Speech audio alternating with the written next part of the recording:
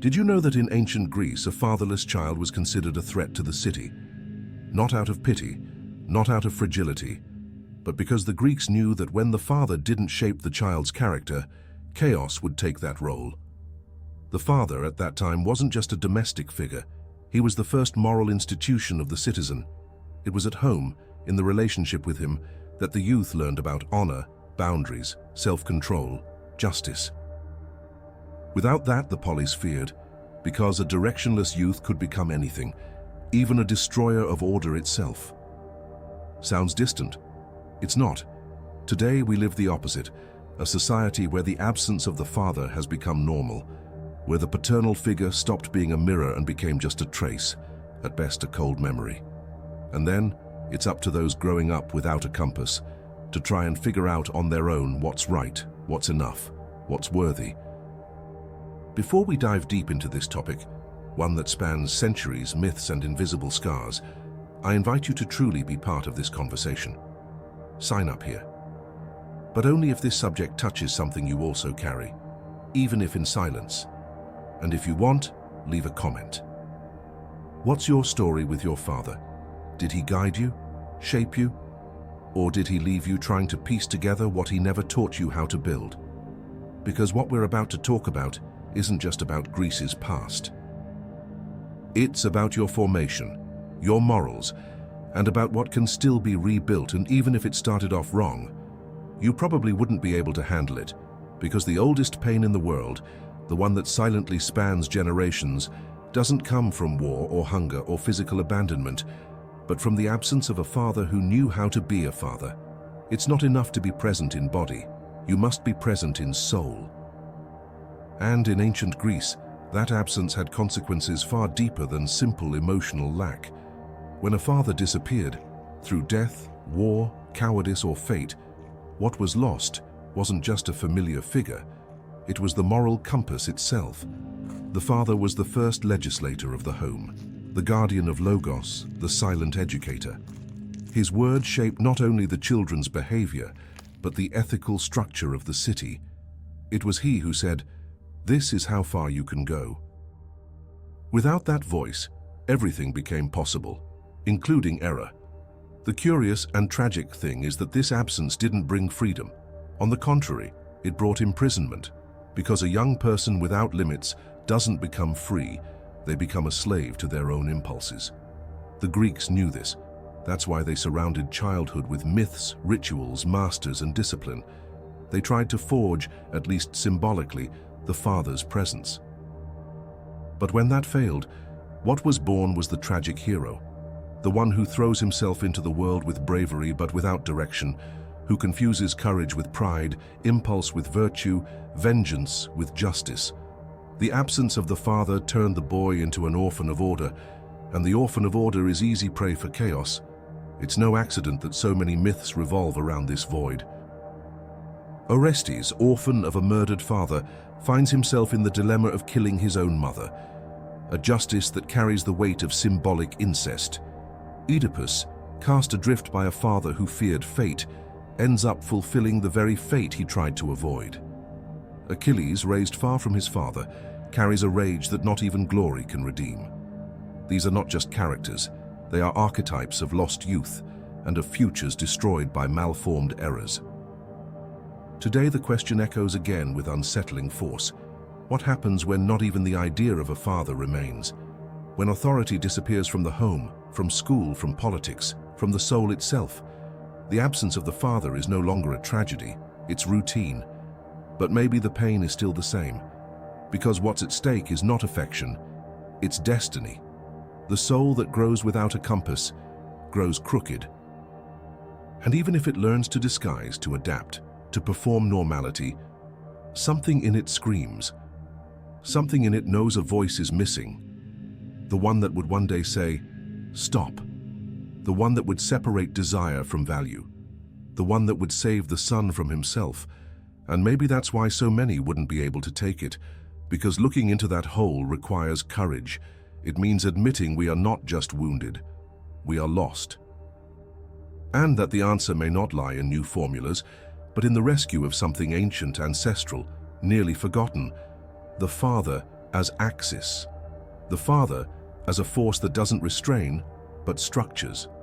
As an absence that, when not healed, becomes destiny and becomes ours. In ancient Greece, the father was not just the man who brought food or protection. He was the living foundation of the moral order of the home and the city.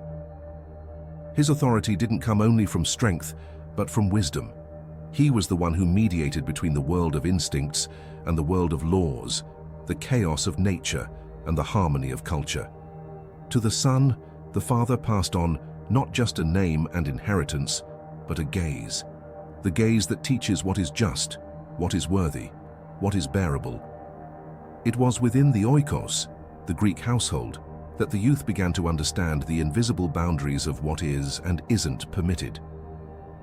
There were no psychologists, no public schools, no parenting manuals. There was the father in his posture, his silences, his decisions. He embodied the ethos of the polis, educating by example and disciplining with firmness. The Greek father was a mirror that reflected back to the son the image of what it meant to be a man, a citizen, a human being. And when that mirror shattered, everything around it began to deform. It wasn't just the home that was lost. It was the very sense of existence that became entangled. Without the axis of paternal authority, the world lost its center. And without a center, everything spins too much until it collapses. The father's value also lay in what he denied, because the Greek father wasn't just affection, he was a limit. He said no when necessary, set boundaries, frustrated immediate wants. And that frustration was the soul's first training for the real world. It was in the father's refusal that the youth began to build self-control, patience, ethical awareness.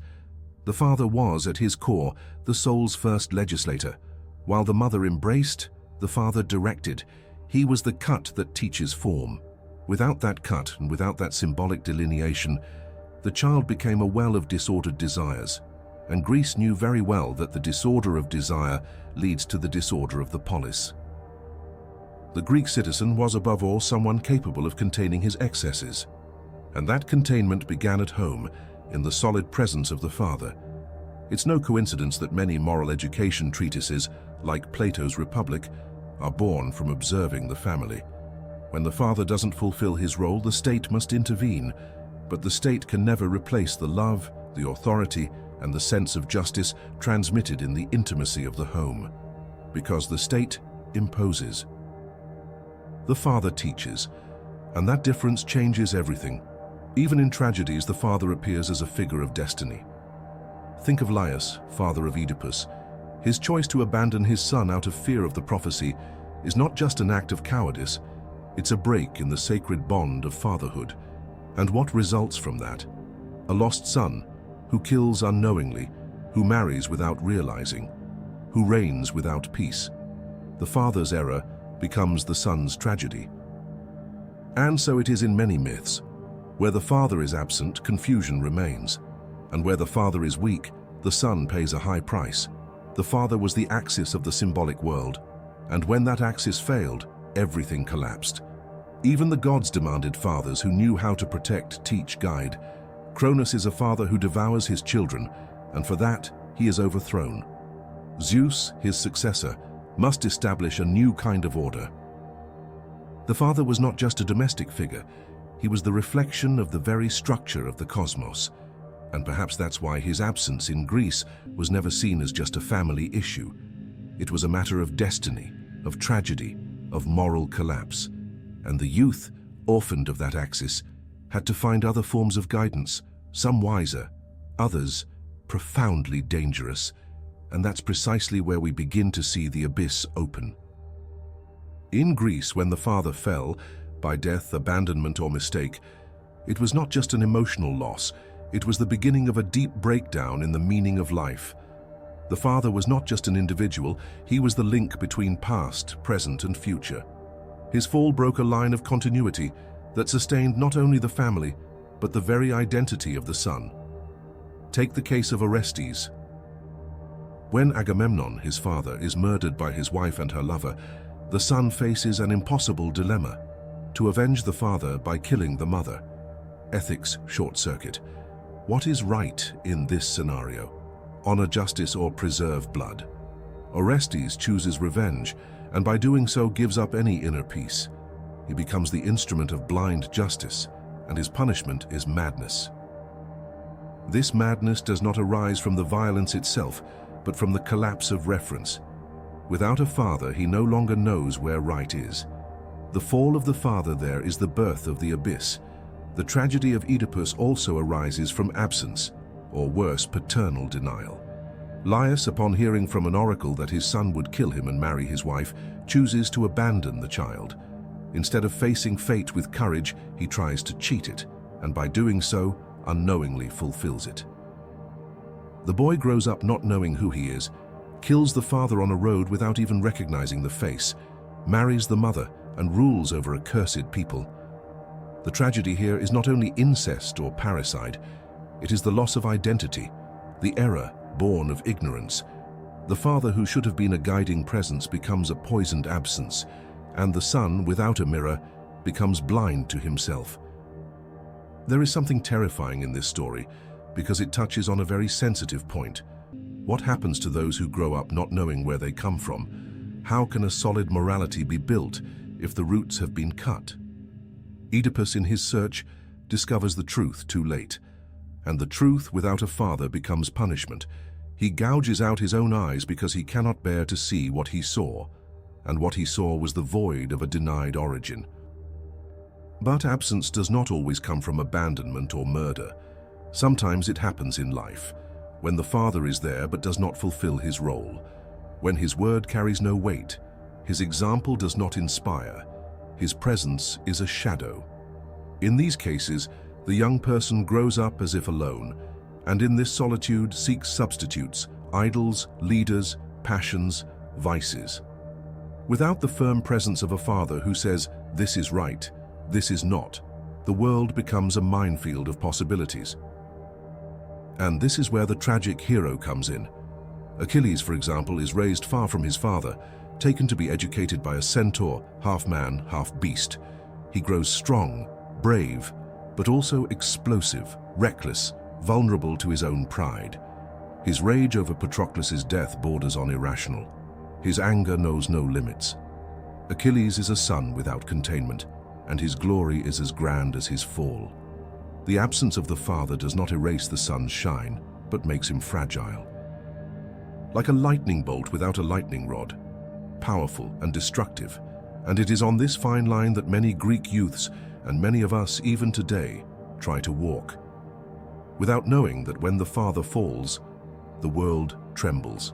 When the father disappears, whether by death, abandonment, or symbolic neglect, the young person doesn't just lose someone, he loses an axis, and those who grow without an axis grow searching. They search in everything: friends, teachers, idols, the streets, vices, excesses. Greek youth knew this abyss well. It was a transitional phase full of uncertainties, marked by rites of passage, tests, confrontations, and the father was the one who prepared the son to cross that bridge between childhood and the polis. When the father wasn't there, the youth was thrown into the world like someone walking in the dark, chest open and eyes blindfolded. Not knowing what virtue is, not understanding limits, he became vulnerable to the worst kind of master, chance. The absence of legitimate authority opened space for the seduction of chaos, which often came disguised as freedom. The problem is that freedom without reference is not autonomy, it is abandonment, and abandonment makes one sick. In Greece, the cult of tragic heroes became a kind of inverted compass.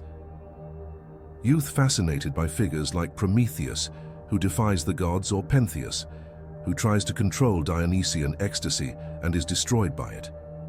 Without fathers to uphold the inner law, young people were tempted to live on the extreme, sometimes seeking boundless glory, sometimes falling into dissolution.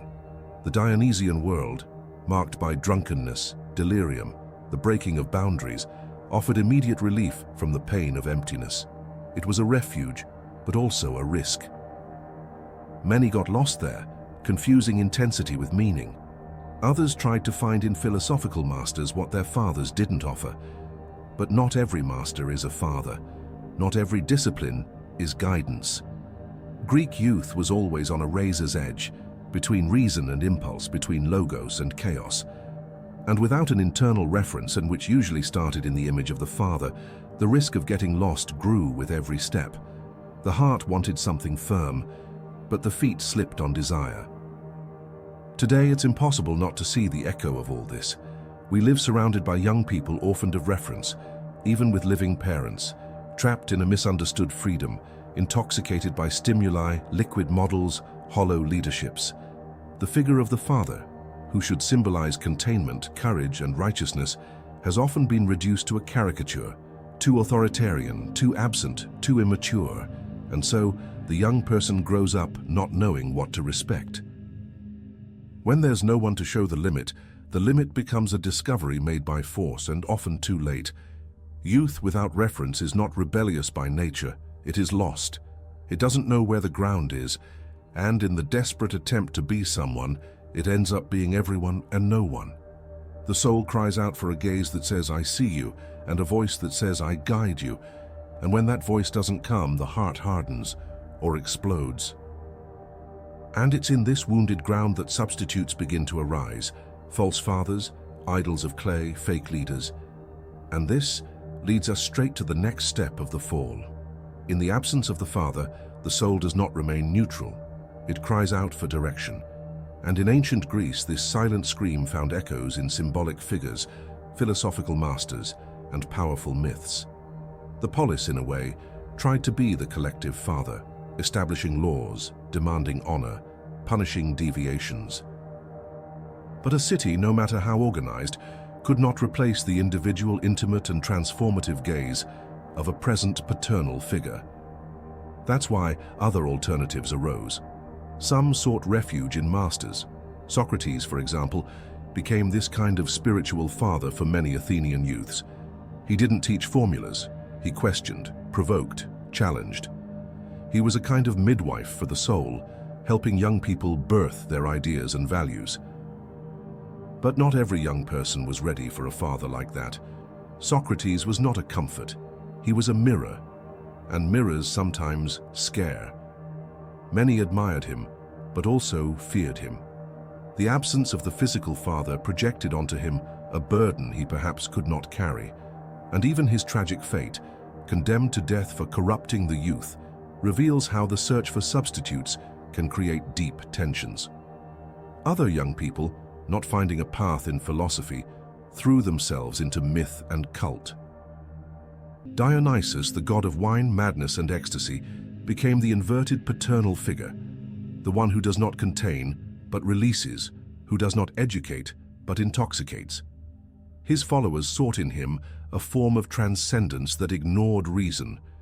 It was a surrender to instinct, disorder, raw emotion. At heart, a cry for meaning, but without guidance. And that was dangerous, because without limits, every passion becomes addiction. And where there is addiction, there is slavery. The fatherless youth becomes easy prey for charismatic leaders, rigid doctrines, or empty ideologies. In times of crisis, the vacuum of moral authority is quickly filled by tyrants. And this also happened in Greece. Democracy, born as an attempt to distribute power, was several times threatened by men who positioned themselves as fathers of the people. But these fathers did not teach, they commanded. They did not care, they controlled. It was the return of the father, not as guide but as executioner, a perverse reflection of what should have been love. The problem with substitutes is that, no matter how sophisticated they are, they rarely touch the essential point: intimacy. A master can inspire, a myth can enchant, a state can organize, but only the father can look deep into the eyes and say, "I know you." And it is this gaze that is missing. This gaze that names, that points the way, that demands the best, not out of vanity but out of love. When this gaze does not exist, the young person will try to find it anywhere, and in that they take huge risks. Some find a legitimate mentor, but others find a distorted mirror that only confirms their worst parts. Without the true father, the soul enters a kind of symbolic market where everything promises meaning, but almost nothing delivers. And so the search for a substitute becomes a labyrinth, a place where hope and illusion walk hand in hand, and where, if the young person is not rescued, they can be lost forever. And it is precisely this risk that leads us to the next abyss, the moment when the son turns against the father. Not because he wants to, but because he no longer knows. The prolonged absence of the father does not just create lack, it breeds revolt. And when that revolt matures in the silence of abandonment, it turns into poison, not only against the real father, but against the very idea of authority, guidance, and reflection. At some point, the son has to take a stand. And when there is no one to talk to, he shouts. When there is no one to fight, he destroys. The rebellion of sons in ancient Greece was not just a family phenomenon, it was a civilizational crisis. When youth rejected the values of their elders, it wasn't only the father who was being attacked, it was the polis. It was the principle of order, it was the entire past. Plato saw this and trembled. In his works, especially in the Republic, he describes youth without direction as a powerful and dangerously chaotic force that without solid moral education becomes easy prey for demagogy and tyranny. The son who rejects the father, wounded and having not healed the absence, becomes an enemy of structure and of his own soul. Rebellion is understandable, but it's not always just. The young person, growing up orphaned of legitimate authority, needs to build an identity, and for that he often needs to symbolically kill the father. The thing is, in the absence of a mature figure, what the youth kills is a shadow, not the real father. This means he destroys an image he created himself, sometimes the tyrant, sometimes the weak one, sometimes the indifferent one. And in this act, there is no true liberation. There is only an act of fleeing. Without the father as a reference, the son builds his identity by negation. I will not be like him. But that by itself is not identity. It is reaction, and living by reacting is not living, it is surviving. Many Greek youths, when breaking with their parents' values, fell into extremes. They either followed authoritarian masters who promised structure, or plunged into nihilism, irony, apathy. The contempt for the father turned into contempt for life, and the soul that could have flourished through mature confrontation rotted in the absence of meaning. This pattern crosses centuries. The history of the West is full of sons at war with their fathers. From Prometheus, who steals fire from the godfathers, to modern youths who ridicule everything that came before. But the question remains, what comes after the destruction of the father? When everything has been denied, what remains? Rebellion needs a project, or it becomes chaos. And chaos, as seductive as it may seem at first, always demands a high price. The lack of a father who can be confronted with respect produces sons who cannot distinguish authority from oppression. And that is tragic, because the true father accepts being challenged. He knows his role is not to be adored, but to be a reference. But when this role was never fulfilled, or was distorted, the son does not fight with a man, but with a ghost. And defeating a ghost never solves anything. The pain remains, resentment grows, and the soul, lost between anger and the desire for recognition, begins to fragment. Legitimate rebellion is one that desires a better father, not the extinction of fatherhood. But for that, the son needs to mature, and maturing often means accepting that the father will never come, that the mirror will not be returned, and yet choosing to build oneself, choosing to become the father he never had, choosing to embody limit, guidance, presence. The son who moves beyond resentment becomes himself the new axis. But this requires an almost mystical passage. A renunciation of revenge, a gesture of symbolic reconstruction. And at this point, many give up, because it's easier to blame the past than to transform the present. It's easier to live wounded than to heal. But healing exists, and it begins when the son stops destroying and starts building. It begins when he decides to break the cycle, when he realizes that, despite the absence, there is still time to recover the axis. The absence of the father has ceased to be a singular tragedy and has become a kind of silent backdrop of modernity. It is no longer just a Greek drama. It is a global symptom. A father may be alive, living in the same house, and still be absent. Because absence is not measured by physical presence, but by symbolic presence. And this symbolic presence, the father as moral axis, a reference of righteousness, a loving limit, has been draining over the centuries. Modernity tried to replace the father with systems, school psychology, meritocracy, social media, but none of these devices have the power to return to the soul what only a gaze can give, a sense of value. The certainty that someone saw you, guided you, corrected you without humiliation, and the lack of this shows itself today in an entire generation constantly trying to prove its worth, to the world, to others, to itself, but trying in a fragmented, anxious, often self-destructive way. Because without an emotional ground, every attempt to rise carries the risk of falling. We live in the time of paradoxical hyper-fatherhood. Either the father is overprotective and suffocates the child, preventing him from maturing, or he is neglectful, too caught up in his own crises to offer any form of direction, and the child once again grows between extremes. Either spoiled, believing the world owes him everything, or wounded, thinking he must conquer everything by force without help, without tenderness. In both cases, the internal morality does not form. The sense of limit, which is the basis of any solid ethics, does not develop. And without limits, freedom becomes internal tyranny. The young person gets lost in his own desires, enslaved by promises of pleasure, performance, and success. But deep down, what he wants is a father.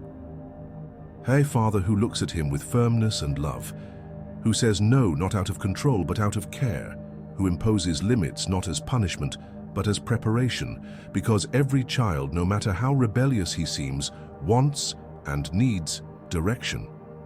And when he doesn't have it, he becomes sick inside. Today, this absence disguises itself as autonomy, but it's just a facade. We see insecure adults, fragile relationships, leaders without axis, decisions made on impulse. The crisis of authority is not only political, it is spiritual. There is a lack of a reference that unites freedom with responsibility, impulse with wisdom, action with meaning. And this reference, once embodied in the father, has become a kind of symbolic ruin. Everyone talks about it, but no one wants to embody it, because it demands sacrifice, it demands presence, it demands saying no, even when it's hard. It demands firm love, emotional courage, deep listening. It demands being a mirror and accepting to be seen back. The contemporary echo of the father's absence is a disoriented society where everyone tries to teach, but almost no one wants to be a master. Everyone wants to be heard, but almost no one has anything to say. Everyone wants to be free, but almost no one knows what to do with freedom. And maybe that is why today so many really couldn't handle it. Because carrying the symbolic weight of being a father or facing his absence is a task that demands more than strength. It demands maturity. It demands reconciliation with one's own origin. It demands going through the pain without hiding behind cynicism or sarcasm. And that hurts, because it's easier to mock the father than to forgive him. It's easier to erase him from memory than to rescue what he should have been. But maybe the most healing path is this: to stop running away. To stop demanding from outside what was missing inside, and start building slowly a new axis. An axis that does not repeat the past, but integrates it. An axis that does not flee from the name father, but resignifies it. Because as long as that word is synonymous with pain or absence, we will still be orphans, and a civilization of orphans never finds peace. The truth is that maybe the father will never come back. Maybe he never existed in the way we expected. Maybe the name you learned to fear, reject, or idolize was never truly an axis, just an unfinished, fragile figure who was also searching for something and didn't know how to give it. And that hurts, because the father should have been the first to support, protect, guide. But he wasn't always. And even so, that absence ID doesn't have to define the rest of the story. Because the deepest philosophical lesson from Greece and from life is that what we lack can become what grounds us. Absence can turn into construction, emptiness can become decision, and the father, a lost symbol, can be reclaimed within. This is the great turning point, to stop waiting for the father and start being the father, not only in the biological or literal sense, but symbolically, to be the one who looks at himself with demand and tenderness, who imposes limits without losing compassion, who upholds his word, honors silence, guides without dominating. The inner father is this axis that is born when maturity meets pain and decides not to repeat the cycle. And that is freedom. Not impulsive freedom, which does whatever it wants, but the one that chooses what it needs. Being father to oneself is reclaiming the strength of logos within the soul. That logos that organizes, guides, calms, the one that says, you can go this far, and from here you choose responsibly. This choice is true maturity. And it begins when we stop blaming what we lacked and decide to build what does not yet exist. So yes, maybe you really couldn't handle it, because facing all of this demands rare courage. The courage to see yourself as both son and father, to recognize the lack and yet not surrender to absence, to transform trauma into task, grief into ethics, rebellion into construction. Because in the end, the question is no longer, where is the father? The question is, what will you do with the place he left? And if the answer comes from within, firm and silent, maybe then, finally, healing begins. And if this content touched you somewhere deep, if some part of you felt the weight or the emptiness of this absence, then share with us in the comments. Tell us how it was, what stayed, what you experienced. Because talking about what's missing is also a way to begin filling it. And of course, if you want to keep walking with me in these reflections, sign up there. There's much more to come. We continue.